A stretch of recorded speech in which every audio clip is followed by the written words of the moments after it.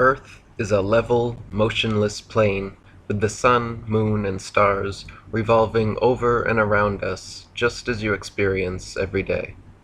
The North Pole is the magnetic monopole center point, with Polaris, the North Pole star, situated directly above.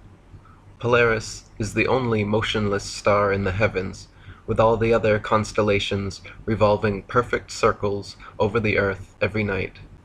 The so-called planets, known to the ancients as wandering stars, were named such because they were observed then, as we can observe today, to wander the heavens, taking their own unique spirograph-like patterns, making both forward and retrograde motions over and around the Earth during their cycles. Meanwhile, the fixed stars were named such because they were observed then, as we can observe today, to stay fixed in their constellation patterns night after night, year after year, century after century, never changing their relative positions.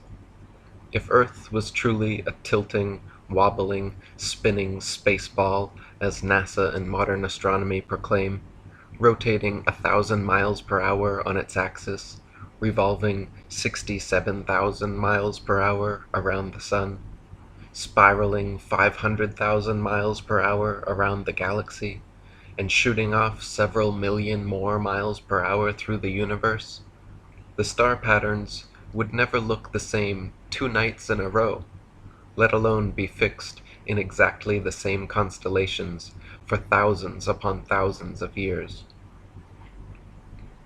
The reality is that the Earth and Polaris do not move, while everything else in the heavens revolves over Earth and around Polaris, east to west, like in a planetarium dome.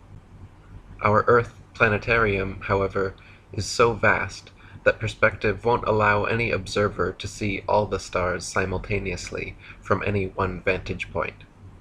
We can see Polaris, Ursa Major and Minor, and other northern constellations from every point north of the equator simultaneously, but conversely cannot see the so-called South Pole star, Sigma Octantis, the Southern Cross, or other outer constellations simultaneously from every point south of the equator, because they all sweep over a great southern arc from their rise in the evening to their setting in the morning. Facing north, the stars turn counterclockwise from right to left. Facing south, they turn clockwise from left to right. Facing east, they rise in front and set behind, while facing west, they rise behind and set in front.